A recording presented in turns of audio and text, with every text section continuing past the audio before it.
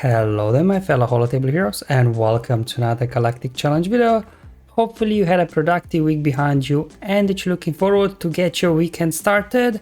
But first, as always, a brand new challenge is upon us, and this time we are taken to Bespin, where we have to take down a squad of droids led by General Grievous, and we do have to use our Jawas to get max rewards. I guess it's finally good after the crazy month we had, all these challenges, to return a little bit to something that's sort of normal. However, let's not celebrate too quick because again, data mine has been released, and on Monday and the following Monday as well we have again Gungan challenges. It looks like for the foreseeable future we'll be having Gungan Mondays from here on out. We'll see how long they will be doing those challenges. But anyway, back to today's challenge at hand. As always, I'll cover the modifiers and defeats, then show you the battles, and YouTube chapters will be below as always. I've got 3 battles here for you today. So I've got the Jawa, then I'll do the stuns, and finally do the Undersize. But first, let's go ahead and have a look at the modifier for Bespin. If you do need a reminder, Decadence, it does a couple of things, but most importantly, accuracy of all the units will be reduced by 15%, which means there'll be a bit more dodging than usual. Annoyingly, guess what? Grievous's attacks can't be evaded, so he won't be affected negatively by this modifier, whereas the rest of us will be. Just something I wanted to point out. The Jawa modifier, it's a very fun one actually. So Jawas gain extra 100% protection. And then also whenever a thermal detonator explodes, they will be recovering 100% protection and gaining some stacking speed as well. So lots of cool stuff here for Jawas that can hopefully get this done. And then for droid modifier, luckily it's not a separatist modifier, even though these are the separatist droids. It is a droid modifier, which is a bit underwhelming, to be honest. Take a little bit of stat boost to their offense, some protection recovery, but nothing too crazy, luckily here for the droids. Now in terms of feats, we have to win with a full team of Jawas, then we have to win after attempting to inflict 30 stuns. So I think this is going to be the most challenging for most of us, and then finally have to win with an undersized squad. Now let's first kick off with Jawas. So let me show you my guys. So as you can see, only Jawa there is Relic, others are Gear 12. Now in terms of leadership, I have a feeling for today Datcha could be a better lead than Nabbit, because whenever you damage a droid, you have 80% chance to inflict defense down, but 25% chance to remove 25% meter.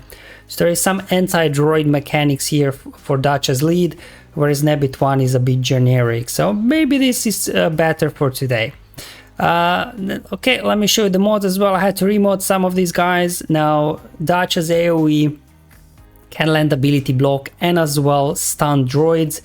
So what I did was I did put potency on my Datcha just to make sure hopefully we land some of those debuffs.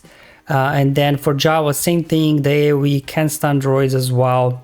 And that's why, again, same like for Datcha, just chuck some potency on them. So hopefully we can land some debuffs in the opening sequence. And then for the other guys, just kind of modded them for protection. Remember, we do get 100% extra protection for our guys. So boost that said, I actually forgot to remod my Jawa engineer. But I don't know how much difference would it make. And then Nabbit, same thing, just chuck as much protection as you can on him, just so he can tank a couple of hits. Okay, I needed a few restarts in order to get it to work, but the idea is, as you can see, I was successful on attempt number 6.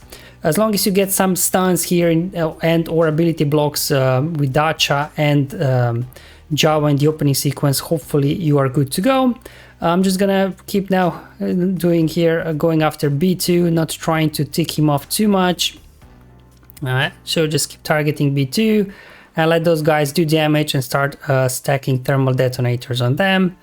There we go. Okay, losing people, but now they should start losing people as well. Let's see if we can get some stuns here. There we go. Yeah, just do basics. Come on. Sometimes this is the annoying bit, like getting down Droids because it can gain damage immunity, but I was able to knock it out in my 6th attempt. That's what I was able to get it to work again. Depending on your mods and relics, you may need to restart multiple times as well, but I didn't find it particularly challenging. At least, you know, you go in, you don't get the stuns, you back out. It's not like you have to battle for 3 minutes and then try again. So at least these battles are very quick. And for the stuns one, this one definitely was a bit of a challenge, but in the end I was able to get it to work with this squad.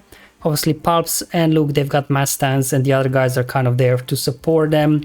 We need Nihilus so we can annihilate Grievous, so we can then stall the battle. Thrawn goes first, probably he's the fastest, so what I did was I swapped with Luke so we can get our mass stun out. I'm just gonna save Isolate for later, just do a big hit. Let's see if we can get another stun out there. Perfect. Grievous still not out of stealth yet, so I'm just gonna do basic there on B2, increase everybody's cooldowns here. Let's see if we can get a shock on B2. Perfect. And now I can go ahead and isolate B2 that he's out of stealth, so I don't worry about him anymore gaining bonus turn meter. And that's why I was waiting for Grievous to come out of stealth so I could drop a fracture on him so he can't do a whole lot. And now we're just gonna kind of go around, make sure you don't get Grievous below 100% health so he doesn't put mark or somebody. I'm just kind of a little bit spreading the damage now until Nihilus gets a turn so he can then drop Grievous. Hopefully his Annihilate will be ready to go. I'm just kind of spreading the shocks a little bit if we can. One more turn, I guess, to Annihilate. So yeah, let's just increase cooldowns on everybody. Just to slow them down. Now I can go ahead, give turn over to Nihilus. Grievous is out of here, and now the Grievous is down. It's just a case of, again, spreading the damage, stalling the battle as long as you can. I did lose Nihilus there, but at this point he did his job, so it doesn't even matter. Now I'm just kind of spreading the damage. Let's drop a fraction Droids, and then we just go to town with Palps.